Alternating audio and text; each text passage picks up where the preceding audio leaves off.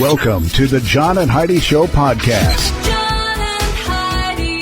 Here's John and Heidi. Thank you so much for listening to the John and Heidi Show on a Thursday. Hey, baby, how you doing? Well, hello. I'm fine. And yourself? Very, very good. I think you slept really well last night. You were snoring like crazy. I didn't have to worry about if you were okay. We're married, by the way, for those of you that are wondering. No, you were. It sounded like a wood chipper at one point in the night. You don't know what's going on over there. You all right? Everything okay? Hey, coming up later in the program, we've got a guest on this Thursday, Chantel Jauvin, I think is how you say it. She's got a book called The Boy with a Bamboo Heart. It's a true story, and it's a cool story, so be listening for all the details on that later in the program.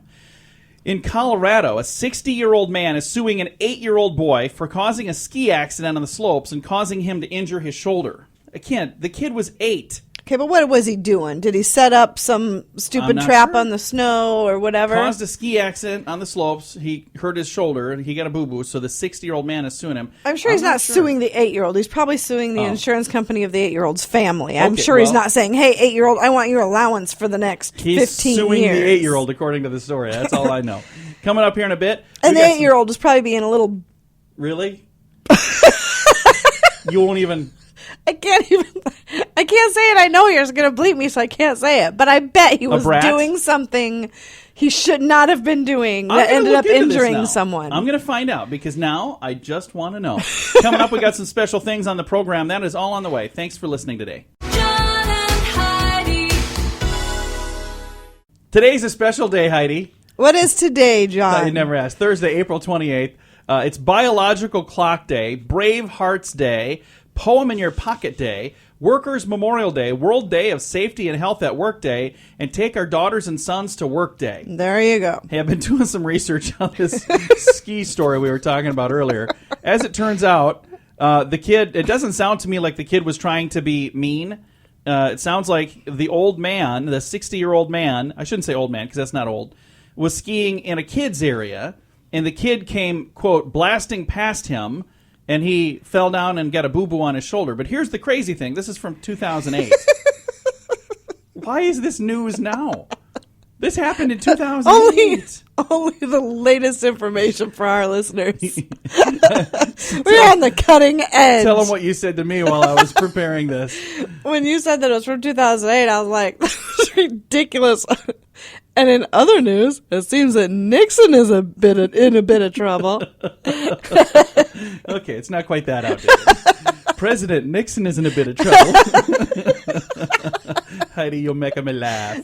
Coming up, we got some fun things. Thanks for joining us on the John and Heidi Show. John and Heidi. This portion of the John and Heidi Show is brought to you by Knowles Systems. If you have funds earning less than 6%, listen to this. Commercial mortgage bridge loans pay 6% to 8%. That might be just what you need.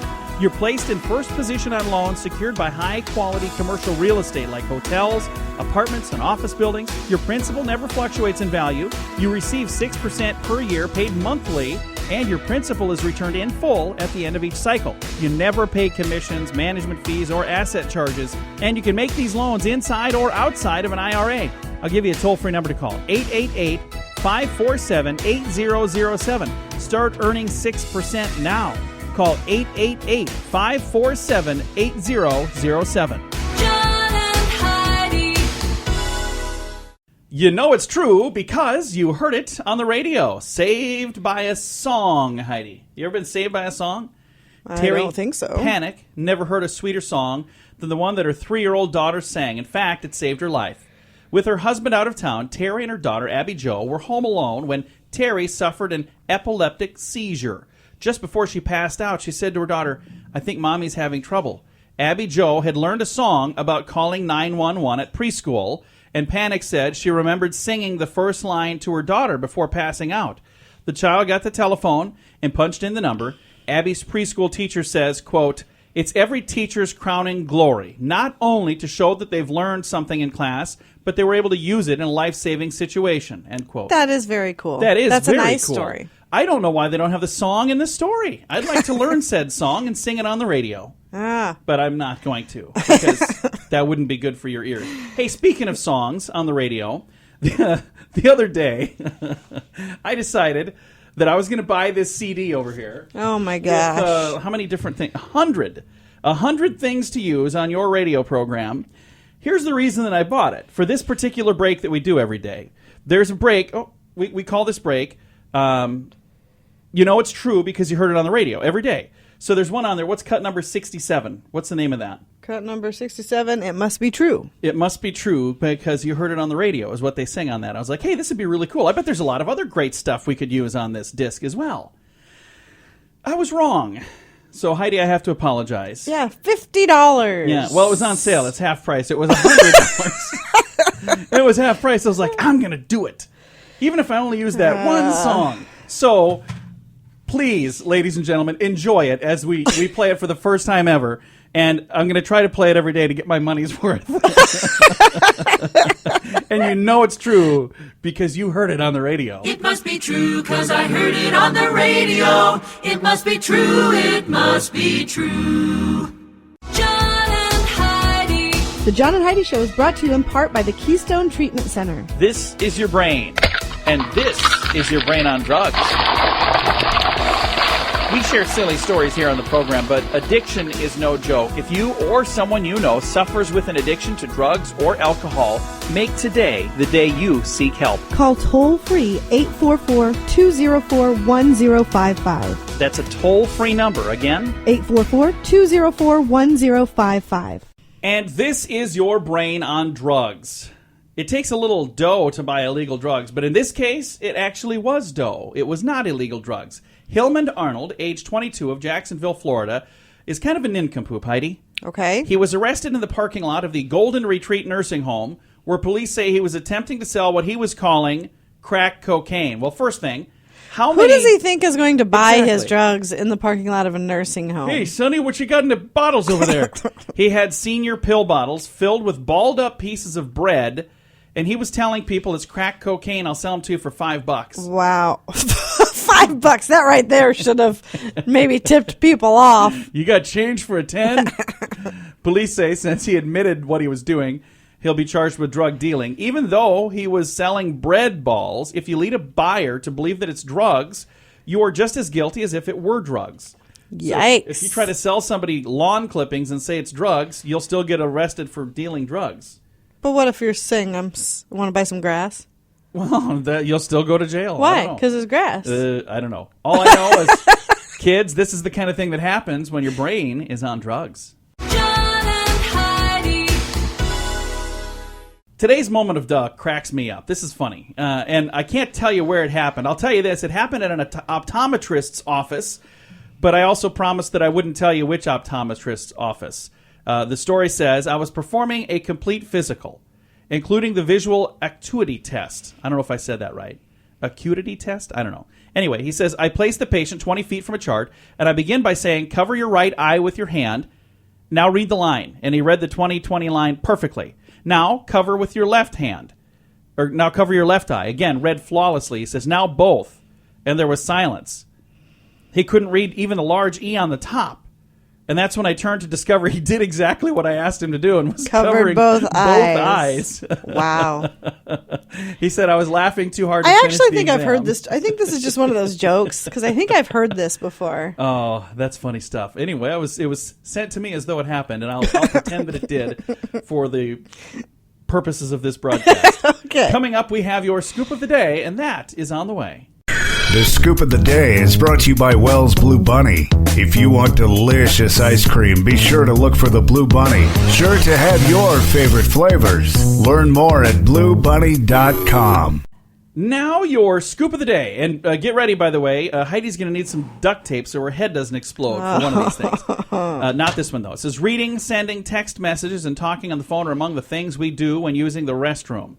Reading is the most popular toilet time activity, with 39% of us taking books, magazines or newspapers, into the littlest room in the house. 21% of those quizzed for the survey owned up to both sending text messages and chatting on their phone. 18% ponder their next meal, and 6% said that they meditate. What do you do while you're in there? Do you meditate? I read quite often. I do what I need to do, and I get out of there. Yeah. That's what I do. Sometimes I get really engrossed in the book, and my legs fall asleep. I know, and then you stand up, and you got a big red ring around your bottom. I can't. My legs hurt so bad. It's like, wow, that's attractive. That's my man. We're married, so otherwise people are wondering, how does she know that? A study suggests that fumes from traffic jams could cause brain damage. Not good for people in the big cities. Not a lot of traffic jams in small towns. All right, everybody get ready for this one. Heidi is going to make a really weird noise. A UC Berkeley professor claims that whiny, insecure children grow up to be conservatives. That's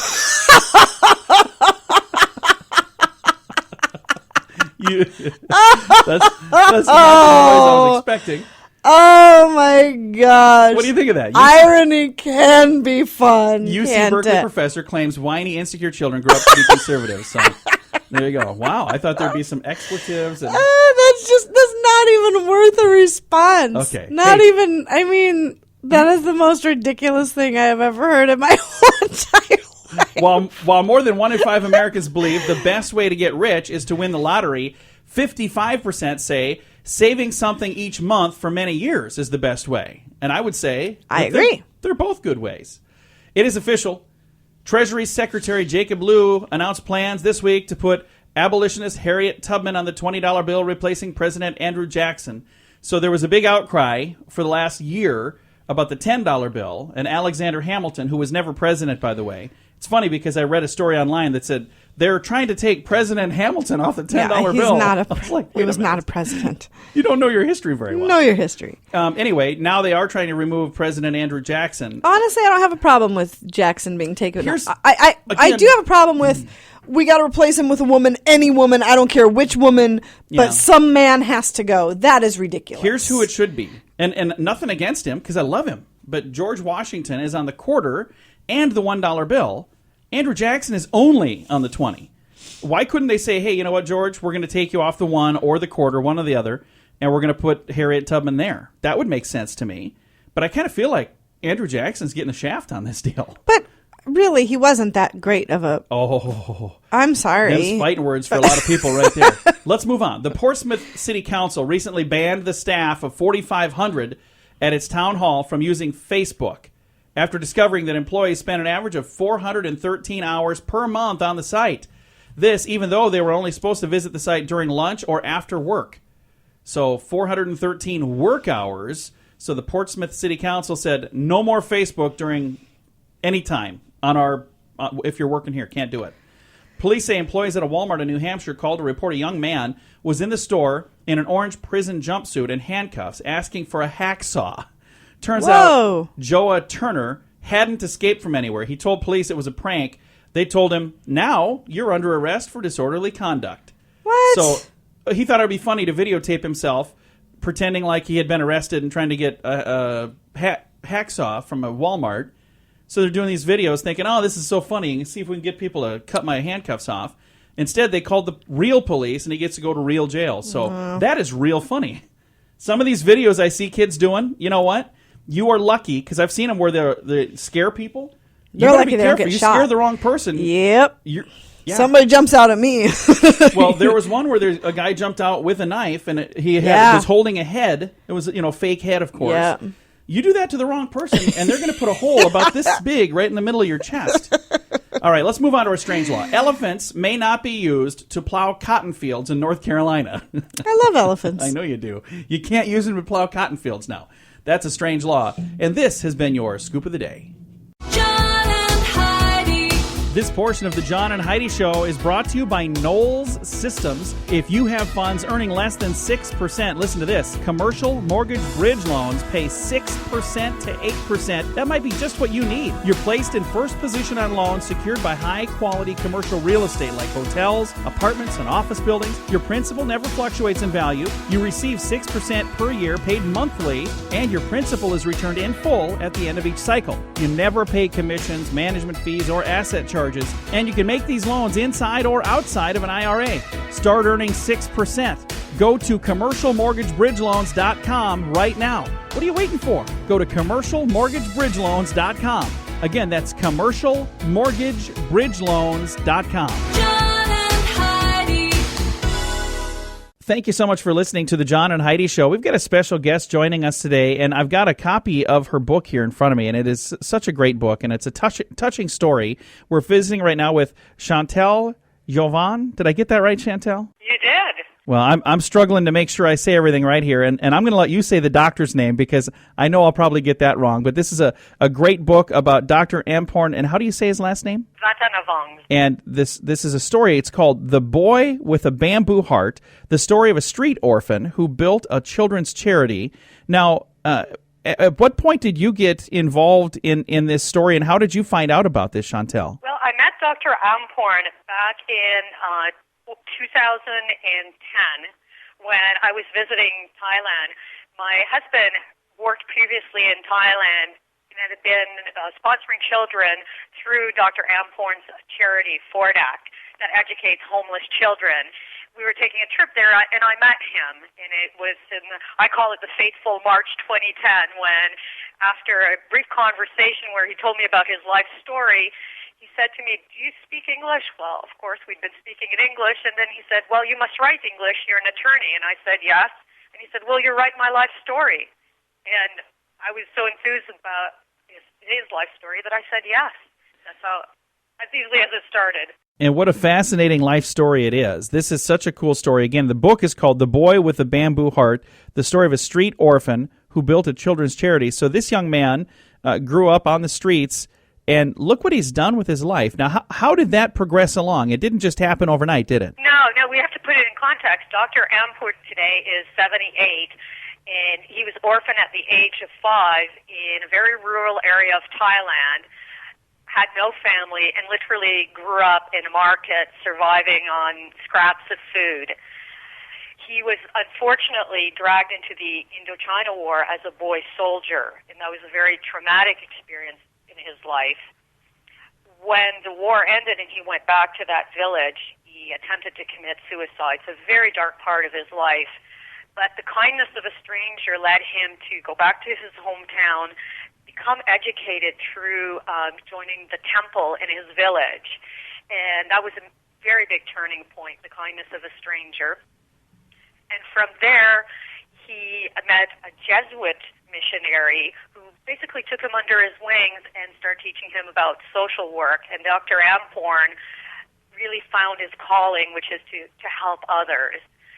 And that's when he got started in social works, and he dedicated his life to it until he was 65, when he was working for the Children's Christian Fund and was forced to retire. At 65, he was not ready to retire. His life was really starting for him. So he started his own foundation, Fordak, which is why they call him the foster father of 50,000 children, because he's worked with children, educated the homeless in his country for decades now. I think it's really cool that you were able to take this amazing story that many people in America probably would have never heard of otherwise and put it into a book that can inspire people, because there are people right now, probably even listening to this program, that maybe they don't have all the things in life that they'd like to have. You know, maybe they are in a rut right now and they're not where they want to be.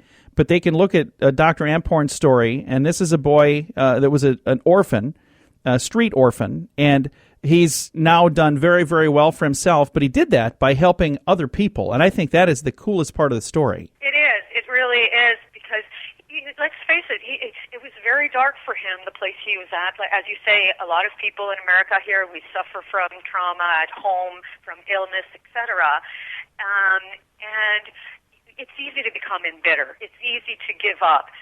He didn't, and he found that the more he was helping others, the more he was healing from his past childhood. So it's a fantastic story. It's written as creative nonfiction, so it reads like a novel, and it really is. He presents it as an everyday journey. It's not. It's a hero's journey, which could be any one of us, by making the right choices and not losing sight that we can help others. Now, how did education play a role in him getting out of that poverty? Because at one point, he was a street orphan, and then later he's a doctor. So at what point did that education come along, and how did that help? Well, he was uneducated when he was dragged into the war in Indochina as a boy soldier. when he came back and went to his boyhood temple, they started to teach him how to read and write. And for the first time in his life, he actually discovered self-dignity, self-respect. Because education is what allows us to have critical thinking. It's what allows us to make our own choices. You're very vulnerable if you're illiterate. And unfortunately, in the U.S., there are many people who are functionally illiterate. And we don't realize how devastating that is. So when he started to learn to read and write, and he tells about this, his face lights up. And that's when he realized that he could make choices for himself. So the Jesuit missionary that took him under his wing actually funded him through the Jesuit missionaries to go to the Philippines, and he did a certificate in social work. When he came back to Thailand, he actually founded the credit unions in his country. And it sounds like such an amazing project, but really how it started was him starting a very small community bank where they were helping each other with very small sums of money to fix their motorbikes or start a food stall. And all of that came because when he started to read and write, he understood that he could now create his own destiny in life. Nice. So education is very empowering. It absolutely is. Again, our guest today, Chantel Jauvin. Now, I want to talk about this. You're the author of the book, The Boy with the Bamboo Heart, but in addition to that, you're an international attorney, and I'm reading all these places that you've lived: Mexico, Cambodia, Russia, Australia, plus you've been in places for quite a long time in Vietnam and Paris, Buenos Aires. So you get out there quite a bit, don't you? I have. I'm very fortunate. I'm Canadian-born and educated, and there's been a lot of serendipity in my life where I've had the opportunity to work in these countries, practicing international law with a law firm, and then later on as general counsel at Western Union. Life is fantastic, and you just have to be willing to take opportunities, and sometimes they take you to what appear to be strange places but turn out to be really wonderful places. And I see here you live in Philadelphia now. Of all of the places that you've lived and all of the places that you've been, is there a place that you just kind of think of fondly and say, boy, I'd love to go back there someday? Oh, there are so many places that fall in that category. Mexico has a special place in my heart. It was one of the first countries I went to. But there are many places in France and in Italy. The list goes on because, it's about the places, but it's really about the people. Yeah. And there are, even across cultures, when you don't speak the language, you meet wonderful people, and the place becomes magical because the people are magical. So how many different languages do you speak then? Well, French is my mother tongue, and I speak, obviously, English. I can get by in Spanish, and then I've dabbled in Japanese and Russian, but unfortunately, they're no longer at my fingertips. Well, Chantel, I struggle with English, and that's the only one I know. So I'm impressed when people know one language really well, but it's really neat that you know several. And this is a fascinating book. Thank you so much for sending me a copy of it as well. Again, it's called The Boy with a Bamboo Heart, the story of a street orphan who built a children's charity. Chantel, where can we find a copy of this book? Because I know there are people right now listening that say, hey, I want to read that thing. I absolutely hope they will. You can find it on Amazon.com and BarnesandNobles.com. It's in all electronic formats and paperback format. And the wonderful thing about buying the book is that I, as an author, I'm donating all my proceeds to FORDAC, to those children in Thailand that Dr. Amporn is educating. That's awesome. And so if you buy a book, you're helping a child in Thailand. So please share the good news, share the story, and review it on Amazon. You know the power of social media today. It's crazy how far we've come digitally, isn't it? It is. That we have this interview. I'm Canadian, you're in the U.S. We're talking about someone, in Thailand. So the world has become a global village. It really has. And again, thank you so much for taking the time to chat with us today. Thank you very much. Appreciate it. Again, Chantel Jauvin, and the book is called The Boy with a Bamboo Heart, the story of a street orphan who built a children's charity. It is a really amazing story. If you get a chance, take a look at that. You can find a copy of the book, if you'd like, on Amazon. Thank you so much for joining us on the John and Heidi Show. This portion of the program is brought to you by Keystone Treatment Center. Addiction is no laughing matter. Call Keystone Treatment Center toll-free at 1-844-204-1055. Fun fact for you, Heidi. What's that, John? Ronald Reagan wrote love letters to his wife Nancy, affectionately calling her what? Mommy Poo Pants. That's fantastic. I'm going to start calling Just you so that. you know, please don't Hey, Mommy Poo ever Pants. call me I'm that. going to call you that. I Hey, loved Ronald, I though. did too. Ronald Reagan. He was amazing. Fun fact for you, Heidi. What's that, John? Instead of a birthday cake, many Russian children are given birthday pie. Our son likes pie. He does like pie. He prefers pie over cake. We gave him birthday pie before. It's almost like we're Russian. Hey, fun fact for you, Heidi. What's that, John? A healthy adult can draw in about 200 to 300 cubic inches of air in a single breath. The rest of us, only about 5% of this is consumed. But a really healthy adult, breathe in a lot of air. Hey, fun fact for you, Heidi. You just tried to... What's that, John? I Sorry. took in a deep breath and it made me yawn. Really? 15 million blood cells are destroyed in the human body every second. 15 million every second. And final fun fact for you, Heidi. What's that, John? The human body is comprised of about 80% water. 80% of your body is made of water. That is a fun fact. This is the John and Heidi Show. John and Heidi. This portion of the John and Heidi Show is brought to you by RadioReallyWorks.com. I know you're listening to a podcast, but did you know the John and Heidi Show is also a radio show? And for those of you who have businesses, you should consider using radio to advertise your business. We can even help you create some catchy little jingles or amazing radio ads that will help pull people in. Get all the details or just learn more at RadioReallyWorks.com. That's RadioReallyWorks.com. John and Heidi. Thanks for listening to the John and Heidi Show on a Thursday. Here's another reason to get your cholesterol in check, Heidi. When was the last time you had your cholesterol checked? I don't know that I have ever had my cholesterol checked. I don't know that I ever have either. We should probably do that because probably do that. a new study suggests the higher your cholesterol levels in your 40s, that's us, the greater your chance of developing Alzheimer's disease later in the decades. The study involving about 10,000 people found those with high cholesterol levels between the ages of 40 and 45 were about 50% more likely than those with low cholesterol levels to develop Alzheimer's. This new study comes on the heels of another study suggesting that having a big belly in the Middle Ages may greatly increase one's risk of later developing Alzheimer's. But or heart another disease form will of get you dementia. way before the Alzheimer's does. So Well, I'm reading this, so it's saying a big belly and high cholesterol. I am most likely in trouble. I should write everything down now because I'm going to be in... And I got to say this. I agree with part of this, and I disagree with part of this. Now, the reason I say that is my grandmother, God bless her soul, she's passed away many years ago, but she was almost 100 when she passed away. She had Alzheimer's. And I agree with the high cholesterol thing because I remember one time... She made me a sandwich. It had so much butter on it. I was at her house, and she's like, "Do you want a sandwich?" I was like, "Sure, that'd be cool." So we were mowing her lawn. I came in after mowing the lawn, and it had to have half inch of butter. And I was looking at it. I was like, "What's that?" She goes, "It's butter." And I'm looking at this sandwich, this piece of bread, and it had so much butter on it. Like if I were to fold the bread in half, I don't think that it would have worked. I was like, that's how much butter you put on your bread? That's like an inch of butter.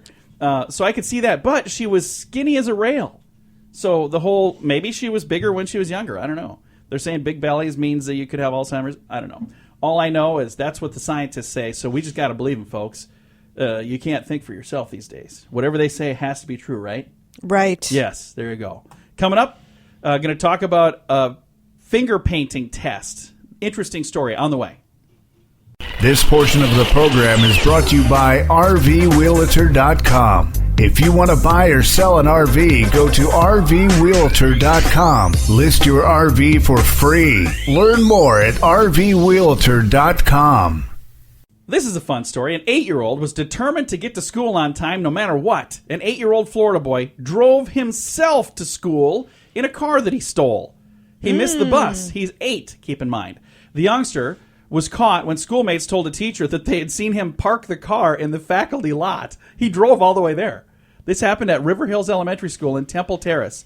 It's a city northeast of Tampa. He was suspended for school for 10 days for endangering himself and others, but was not arrested because police did not see him driving the car. When they asked him, why in the world did you steal a car? He said, I didn't want to be late for my finger painting test. He's 8 years old. He stole a car, drove it to school unscathed, parked it in the faculty parking lot, and made it to school. Wouldn't have gotten caught other than his friends told on him. They said, yeah, we saw him parking a car in the faculty lot. 8 years old? Isn't that like third grade? Probably. Are they finger painting still in probably third grade? An art class. I don't know. All I know is the kid was determined to get to school, and for that he should get some sort of points. Coming up, we're going to talk about electric cars. That's on the way. I've seen on the internet all kinds of different companies that are putting out electric cars. Some of these are actually pretty cool looking. Some of these are not so much. But would driving an electric car be good for the environment, Heidi? Supposedly. Maybe, but it might actually be worse for the environment, and it might actually cost more to drive it. Many of us care about the environment. Some of us care so much we'd actually buy an electric car to save money and have cleaner air. In doing so, you should be honored and rewarded for your thoughtfulness and your sacrifice, right? Wrong. Totally outrageous. In Oregon, there's a state law that requires owners of electric cars to pay $15 more to register their cars than owners of gas-powered cars. Why is that? Easy. The government wants their money one way or another. If they're not going to get it at the pump, they're going to get it there. Since you won't be using gasoline, hence you won't be spending as much on taxes, they've created this additional $15 charge to make up for the difference. But this is the most interesting thing. How do you charge this electric car? You plug it in at your house or at your office, and many places that is powered by something that's even worse for the environment than the electric or the gas car that you're trying to get away from. So if it's a coal-powered plant and you're plugging that in rather than burning gas, there are people that are saying, hey, these electric cars are actually worse for the environment. So if you have one, that's up to you to decide. I think that there's some of them that are really cool, but I would not drive an electric car. An electric guitar? An electric car. I would. I think it'd be kind of cool. Coming up, we're going to chat about a race to run. That's all on the way. This portion of the John and Heidi Show is brought to you by Knowles Systems. If you have funds earning less than 6%, listen to this. Commercial mortgage bridge loans pay 6% to 8%. That might be just what you need. You're placed in first position on loans secured by high-quality commercial real estate like hotels, apartments, and office buildings. Your principal never fluctuates in value. You receive 6% per year paid monthly, and your principal is returned in full at the end of each cycle. You never pay commissions, management fees, or asset charges, and you can make these loans inside or outside of an IRA. I'll give you a toll-free number to call, 888-547-8007. Start earning 6% now. Call 888-547-8007. An Indiana couple combined their mutual love of jogging and each other when they were wed in their running shorts after completing a 5-kilometer marathon, a 5K. The sweaty couple, Wanda Johns and Clarence Malone, were married by Reverend Dwayne Schmidt, who told them at their wedding that it was the start of a marathon of life. Johns wore a white veil attached to her baseball cap, a wrist corsage, and a white lace garter on one leg throughout the race and throughout the nuptials. I think that's pretty cool if they're both runners and that's, something they do together. I wonder if they made the Reverend Dwayne Schmidt run the 5K. He should have. They should have done it while running the 5K. Everybody that's going to be at this, you want to come and join us for our wedding, that's great. You got to run the 5K. We're going to go through all this stuff while we're running. And Reverend Dwayne Schmidt, you're going to run backwards. Dearly beloved. That would be funny. That would be kind of. That's a wedding I would watch on television.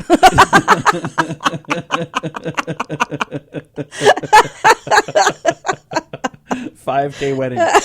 Maybe that'll be a new thing on Fox. Coming this fall to Fox. The 5K weddings. They're probably not the first people to do this, but nowadays it seems like we're looking for stories to talk about, and you scour the internet for fun stuff. I just thought that was fun.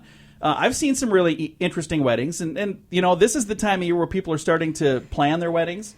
And here's the one thing that I would say. If you are planning a wedding, you need to understand there are no rules. You can do it however you want to do it.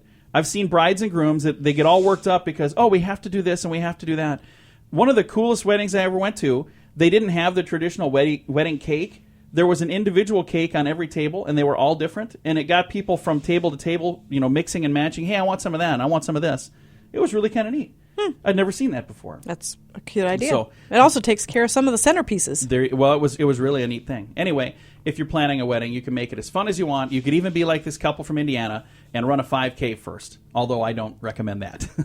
We've got some good news to share. That's on the way.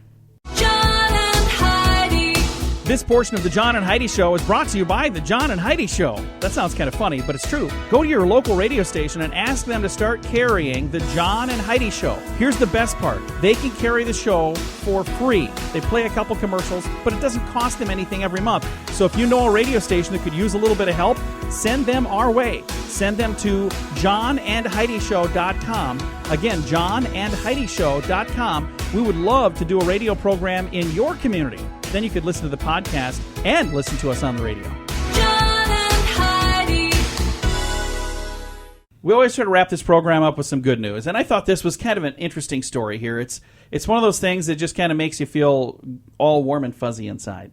A North Dakota woman was able to hear her late son's heart beat again after she met with a man who received her son's heart as an organ donation. I like these stories. Lisa Swanson met Terry Hooper more than 3 years after Hooper received a heart from Swanson's son, Levi Schultz. Swanson told ABC News that meeting with Hooper and hearing her son's heartbeat in his chest was just surreal. She added, "It saved Terry's life. So to hear it beating so loudly and so strong in him, it was a great experience."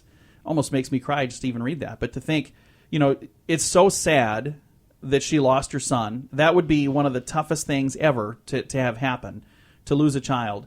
But wouldn't it help to make you feel a little bit better to know that a piece of him, literally, his heart, lives on and helped keep Terry Hooper alive? And he's been alive now for 3 years, more than 3 years, because of that. And it's just such a wonderful thing. And nowadays, I remember when I was a kid, they used to talk about, having that on your driver's license, that you want to be an organ donor. Yeah. But I remember reading a story that says just because you have it there doesn't mean that you're really going to become one. You need to share that with your family as well. So if you want to be an organ donor, you need to make sure you let people know that. Now, your dad wears a bracelet saying he wants to be an organ donor. No, I don't know. I don't know if he's going to have any organs left to donate. He's not the perfect picture of health. This is the guy we talk to every Tuesday, the one that's sponsored by Slips and Spam. Oh, no, he's not sponsored by them. He's just powered by them. I love him dearly, Charlie. Every Tuesday we chat with him. And he wears, is it a bracelet or a necklace? It's a necklace. Necklace, that's what it is. Just so people don't miss out on his organs in case something happens. You have the pick of the litter, whatever you want in there. Pretty sure my kidney's shot, my liver's probably no good. That heart might be all right. I used to smoke, so I'm pretty sure my lungs are no good. My eyes are going, so you don't need those. As a matter of fact, can I get some donations? No, but you know what? It's the thought that counts. And if you, this is not supposed to be funny. If you do want to be an organ donor, I think he still has his appendix. Somebody might get some use out of that. What'd you get from him? His spleen. Get his spleen. It's the one thing that was unscathed. If you do want to become an organ donor, though, in all seriousness, you should tell your family, tell your friends, and let them know that. Because, again, right here, this North Dakota woman, she had a chance to hear her son's heartbeat 3 years after he died, because it's inside Terry Hooper, who got the heart from an organ donation. So very, very nice, very touching. And Heidi, of course, turned it into a big old joke. So, time to say goodbye, Heidi. Goodbye, Heidi. Goodbye, everybody. Have a great day. Thanks for listening to the John and Heidi Show on a Thursday. Time now for the bonus break. Only available here on the John and Heidi Show podcast. And your bonus break is brought to you by the good folks at Knowles Systems. And if you haven't heard of them, well, you need to listen up, because I got to tell you all about this. If you have funds earning less than 6%, maybe you should check into a better system, like Knowles Systems. They have commercialmortgagebridgeloans.com. If you've never heard of a commercial mortgage bridge loan, I'm going to tell you what this is. It's a loan paying 6% to 8%, and it could be just what you need. You're placed in the first position on loans secured by high-quality commercial real estate like hotels and apartments and office buildings. Your principal never fluctuates in value. You receive 6% per year paid monthly, and your principal is returned in full at the end of each cycle. You never pay commissions, management fees, or asset charges. You can make these loans inside or outside of an IRA. If you'd like more info, on how you can start earning 6% or more right now. Call 888-547-8007. I'll give you that number again in a second, but first, you might want to just check out the website if that's easier. CommercialMortgageBridgeLoans.com. Again, CommercialMortgageBridgeLoans.com or 888-547-8007. We got a bonus break here today, and I think this is a story that I think is really neat. This almost made it to be our really good news for the end of the day, but that other one I just thought was too good to not use for good news. Jordan Perkins says a prayer with his children every day before he begins work at the Cleveland County Sheriff's Office in North Carolina. Recently, his wife Kelsey snapped a photo of them in prayer as their 3-year-old daughter and their 1-year-old son sat on his lap, their eyes closed and hands clasped in prayer inside the front seat of his patrol car. Kelsey posted it to her Facebook page. Since then, it has been shared thousands more times. Kelsey said she and her deputy husband, who have been with he's been with the force for the last year and a half, empathize the importance of prayer in their family.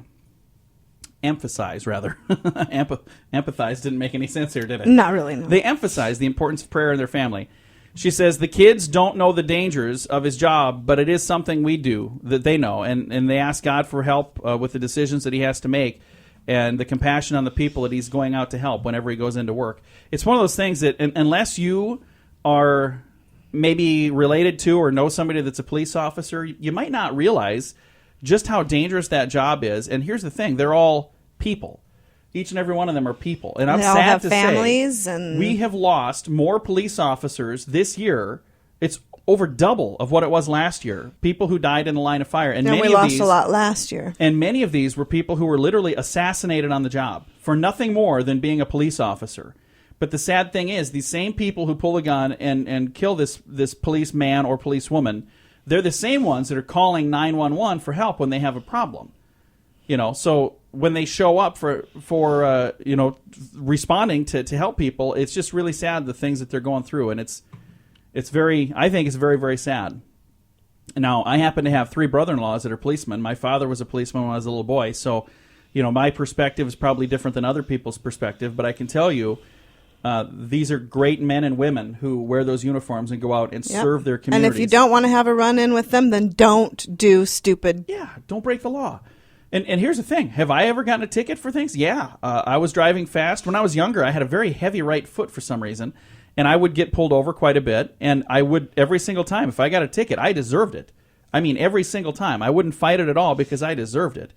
But I can also tell you, if you ever have a need for a police officer and you dial 911 and they come, will be there. They'll be the first ones to show up to help. When everybody else is running away from a problem, they are running towards the problem to be there to help it. So I just think that was a great story. I think that's going to do it. I think so. A ton of other stuff I could share here, but we're going to just move on. Thank you so much for listening to our bonus break, brought to you by Knowles Systems. If you've got funds that are earning less than 6%, you need a better system. Commercial mortgage bridge loans earn 6 to 8%. Could be just what you need. Get all the details at commercialmortgagebridgeloans.com.